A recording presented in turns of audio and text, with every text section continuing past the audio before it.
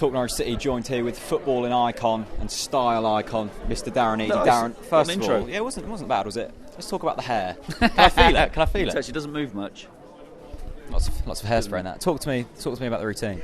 Well, it takes about half an hour's preparation in the mornings. Too much time in your hands. It is, but then once it's done, I can manage it for about 3 days before I need to start it all over again. So it's it's a routine I've built up over many years of practice. But it's served me well so far. I mean, we're here at the Tales from the City event tonight. You've got a chapter in the book. I mean, talk to us what fans can expect. You know, a lot of people have watched you on the pitch, but some stories that people may not have heard. I mean, I didn't know about the mental health issues and things like that. I mean, issues that I suppose need to be addressed. Yeah, it does, and in particular within men, it's something we'll have to talk about. And there's always an association between a footballer's and arrogance and kind of being egotistical and stuff like that. And actually, they're normal people. So it's about kind of showing actually they suffer from the same conditions, similar things happen to them, different kind of different triggers, but same emotions. And for me, we all know about my back career in terms of my football, but what people don't understand is then when you finish playing, the difficulties that come along after that. And it's not about people trying to feel sorry for you. It's just make people understand that actually it doesn't matter,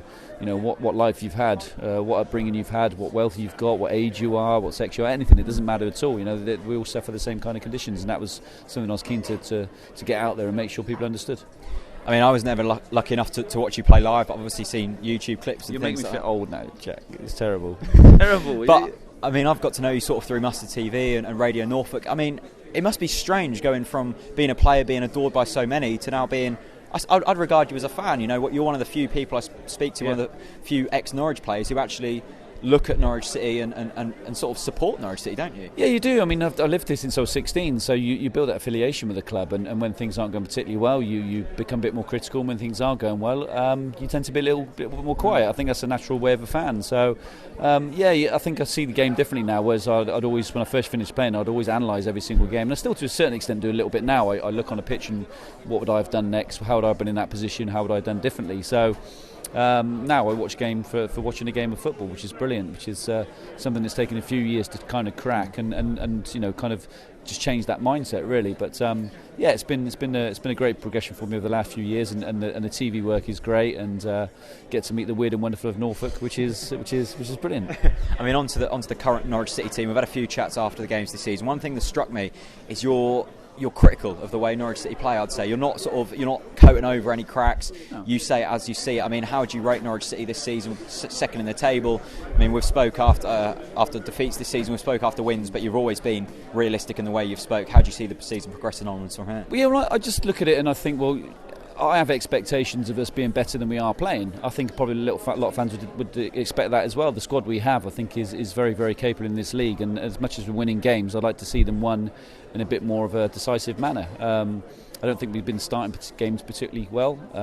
We're managing to get on in front and then kind of holding on towards the end of games as well. So that comes down to team selections, comes down to mentality within the players to see a game out, a manager's substitution. So all these things come together. But the most important thing is you look at the season as a whole. I think as a fan you're quite kind of up and down. Your emotions go up and down all the time. I think as a player and as a manager, you just try and look generally across the board picture of the whole season. And as long as you're getting 2 points a game, everything's great. But for me at the minute, I just like to see them playing a little bit better than they are, even though they're winning games, which is great.